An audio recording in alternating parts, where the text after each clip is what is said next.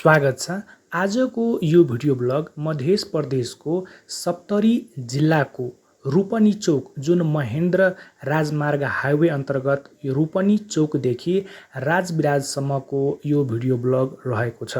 साथीहो, अहिले हामी महेन्द्र चौकबाट दक्षिण दिशातर्फ महेन्द्र चौक जुन मेन हाइवे रहेको छ, पूर्व पश्चिम राजमार्ग महेन्द्र हाइवे भन्दा अहिले हामी दक्षिणतर्फ चाहिँ गइरहेका छौँ। अहिले हामी राजविराजतर्फ गइरहेका छौँ। साथीहो, यो रूपनी चौकदेखि अर्थात् यो महेन्द्र राजमार्गदेखि यो राजविराजसम्म पुग्नको लागि जम्मा 20 मिनट लाग्छ। मैले यो जुन म्याजिक छ नि, म्याजिक भनौँ या यसलाई हाइस भन्छ नि त हो, यसमा मैले चढेर जाँदा मलाई जम्मा 20 मिनट जति लागेको थियो साथी, र मैले यो आफ्नै मोबाइलले रेकर्ड गरेको थिएँ। साथीहो, यो ठाउँमा अहिले प्रहरी तालिम केन्द्र रहेको छ, यहाँ तपाईको अदालत रहेको छ राजविराजमा, मालपोत कार्यालय रहेको छ राजविराजमा हैन, यहाँ धेरै ठुला कार्यालयहरू रहेको छ। त्यसकारणले गर्दा यसो नयाँ व्यक्तिहरू कुनै नयाँ ठाउँबाट अलिक टाढाबाट आउँदा यो राजविराज कसरी जाने, कहाँबाट जाने भन्ने हुन्छ क्या। जो व्यक्ति गएको छैन उहाँहरूलाई चाहिँ अप्ठ्यारो हुन्छ नि त। यदि कोही यो राजविराज कसरी जाने, कुन बाटो भएर जाने भनेर यदि खोज्दै हुनुहुन्छ र हजुरहरूले चाहिँ यो भिडियो भेटाउनु भएको छ भने ठ्याक्क यो भिडियो हेर्दै जाँदा आफ्नो बाइक चलाउनुहोस् अथवा बसमा वा जेको यात्रा गर्नुहुन्छ नि, त्यही यात्रा गर्नुहुन्छ भने सिधा तपाईँ चाहिँ राजविराजै जान सक्नुहुन्छ। साथी, यो सप्तरी जिल्लाको फेमस मन्दिर जुन छिन्मस्ता मन्दिर रहेको छ नि साथी, हो ठ्याक्कै राजविराजमा रहेको छ। र हामीले यो जुन राजविराज छ नि, राजविराजभन्दा अलिक अझ अगाडि गएपछि तपाईँको छिन्मस्ता मन्दिर देख्न सक्नुहुन्छ, दर्शन गर्न सक्नुहुन्छ। ठुलो छिन्मस्ता मन्दिर रहेको छ र मैले त्यो छिन्मस्ता मन्दिरको भिडियो ब्लग चाहिँ अलरेडी मैले बनाएर राखिसकेको छु। साथीहो, हजुरहरूले यो भिडियो हेर्दा हजुरहरूलाई कस्तो लाग्यो साथी, अन्तिमसम्म अवश्य हेर्नुहोला। र मैले चाहिँ के हुन्छ भने कि खासै मैले यो ब्लगिङ नै टाइपको गर्ने होइन क्या, होइन। अब के हुन्छ भने कि मैले चाहिँ एक ठाउँबाट अर्को ठाउँ प्राय गरेर गरिराख्नु पर्ने हुन्छ। अब आफूसँगमा चाहिँ एउटा मोबाइल छ भने होइन, यसो नयाँ ठाउँ जाँदा टक्क चाहिँ आफ्नो मोबाइलले चाहिँ रेकर्ड गर्छु क्या, हो कि होइन। अब यो मैले आफ्नो आँखाले त हेरेँ, जो व्यक्ति चाहिँ यो ठाउँ हेरेको छैन, यहाँको गाउँ हेरेको छैन होइन, जस्तै म पहाडमा वा हिमाली जिल्लामा जाँदा चाहिँ आफूलाई एकदम नौलो अनुभव हुन्छ क्या। यार यस्तो पनि हुन्छ होइन, यता घर उता घर हुन्छ होइन। त्यस्तै गरी त्यही अन्य जिल्लाका मान्छेहरू चाहिँ तराईतिर आउँदा त उहाँहरूलाई पनि त नयाँ अनुभव हुन्छ नि त होइन, कस्तो ठाउँ होला होइन। म त्यही भएर आखिर सबैको त मनै त हुन्छ नि त होइन। र सबैले चाहिँ जानोस् बुझोस् भनेर चाहिँ मैले चाहिँ एक ठाउँबाट अर्को ठाउँ जाने क्रममा यो भिडियो बनाउँछु। अब साथी, यो यहाँ रूपनी चौकदेखि राजविराजसम्म कुन ठाउँ आउँछ साथी खासै मलाई जानकारी छैन होइन, र मैले कसैलाई सोधिनँ पनि। टक्क म्याजिकमा बसु, हाइसमा बसु, मोबाइल अन गरौँ, रेकर्ड गरेर चाहिँ प्राय गरेर म हिँड्छु साथी, हो कि होइन। त्यो मतलब प्रोफेसनल ब्लगर हुन्छ नि त होइन। ओहो यस्तो लाग्यो, उस्तो हावा लागिरहेछ, के लागिरहेछ होइन। त्यसो साथी मैले चाहिँ किन सोधेको टक्क चाहिँ मैले यो भिडियो बनाएको छु। र हजुरहरूलाई फेरि पनि जानकारी गराउँ कि यो मैले आफ्नै मोबाइलले रेकर्ड गरेको छु, अर्काको मोबाइलले होइन, कुनै क्यामेराले होइन, जुन हुन्छ नि त ठुला क्यामेरा, त्यो यो आफ्नै मोबाइलले चाहिँ रेकर्ड गरेको छु। र यो भनेको 0.5 जुममा चाहिँ यो भिडियो रेकर्ड गरेको छु। र यहाँ जुन यो फुलको देख्न सक्नुहुन्छ नि, फुल छ नि, यो ठ्याक्क साथी यो हाइस छ नि, यो सानोवाला हाइस रहेको छ है। र यतापट्टि चाहिँ फुल रहेको छ र मैले चाहिँ ठ्याक्क यसमा चाहिँ बस्दा चाहिँ यसको रेकर्ड गर्दा चाहिँ यस्तो देखिरहेछ साथी। यो त राम्रै लागिरहेछ। र यहाँ देख्न सक्नुहुन्छ रोडको छेउमा पेट्रोल पम्प छ, कसैको घर छ होइन, पराल छ। र साथी अहिले यसो पानी पर्दा चाहिँ ठ्याक्क हरियो भएछ। हेर्नुहोस् त साथी, खेतहरू पनि हरियो भएको छ। अब कुनै कुनै ठाउँ साथी बाटो बनिसकेको छ, कुनै ठाउँमा बाटो बन्दैछ होइन। र हजुरहरूलाई अर्को कुरो जानकारी अझ गराउँ कि मैले यो भिडियो रेकर्ड गर्दा जम्मा नर्मल 20 मिनटको बन्ने थियो है साथी। र मैले अहिले चाहिँ जुन एडिट गरेर राख्दा यो जम्मा 13 मिनट 5 सेकेन्डको रहेको छ। मैले यसलाई चाहिँ फास्ट गरेको छु है। मैले यो भिडियो एडिट गरेर मैले यसलाई चाहिँ फास्ट बनाएको छु ताकि तपाईँहरूले चाहिँ टक्क यसो होइन ठुलो भिडियो भएपछि त यार के ठुलो भिडियो हेरौँ भनेर होइन, यसो सानो हुन्छ नि त होइन। त्यस कारणले गर्दा मैले यसलाई चाहिँ एडिट गरेर चाहिँ यसलाई फास्ट बनाएको छु। हजुरहरू चाहिँ भिडियो अन्तिमसम्म हेरेर आफ्नो प्रतिक्रिया अवश्य लेख्नु होला साथी। र मैले धेरै ठाउँहरूको चाहिँ आफ्नो भिडियो चाहिँ बनाएर राखेको छु। हजुरहरूलाई यसो हेर्न मन लाग्यो भने टक्क सर्च गरेर ठाउँहरूको होइन हेर्नु होला, वा प्लेलिस्टमा गएर पनि हेर्दा हुन्छ, अथवा भिडियो सेक्सनमा गएर पनि हेर्दा हुन्छ होइन। र प्राय गरेर यो रोडमा चाहिँ गाडी चाहिँ बढी नै चल्छ। चल्नुको कारण पनि रहेछ नि त होइन।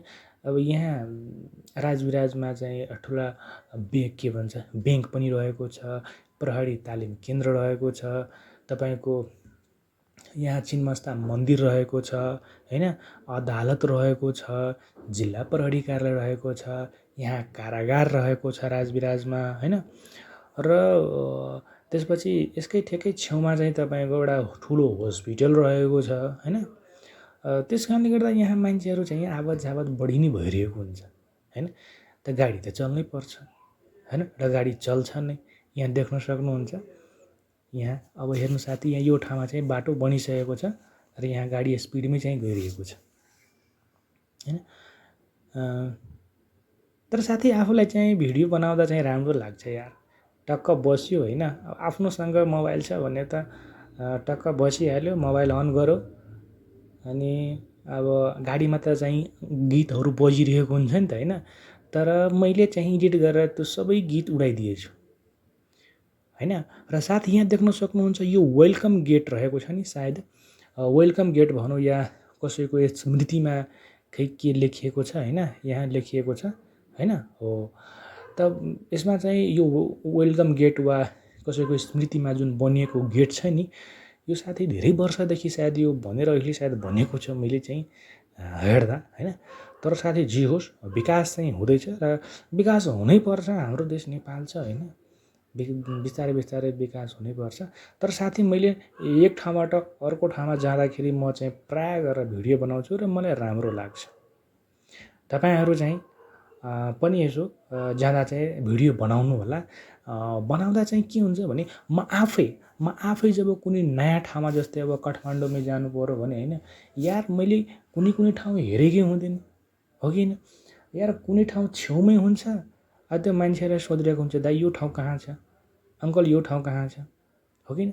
तर मोबाइलमा पहिले सबभन्दा पहिला युट्युबहरूमा चाहिँ सर्च गर्छु क्या, यो ठाउँ कहाँ हुन्छ, तर भेट्दैन क्या। कुनै भेटे पनि चाहिँ अलिकति स्पष्ट रूपमा हुँदैन क्या होइन। त्यस कारणले गर्दा म दुःख बुझेछु क्या होइन। र म दुःख बुझेछु र आफूले भएसम्म साथी कि अरूले चाहिँ म जस्तो दुःख नपाऊ भनेर चाहिँ मेरो सोच रहेको छ होइन। र त्यसै अनुसार चाहिँ म भिडियो बनाउँछु कि म दुःख पाएँ तर अरूजनाले चाहिँ दुःख पाउनु भएन होइन। र यसो यसमा चाहिँ भिडियोको मैले चाहिँ के राख्छु भने टाइटल नेम भनेको Rupani to Rajbiraj video blog भनेर चाहिँ म यो भिडियो ब्लगको नाम राख्छु है।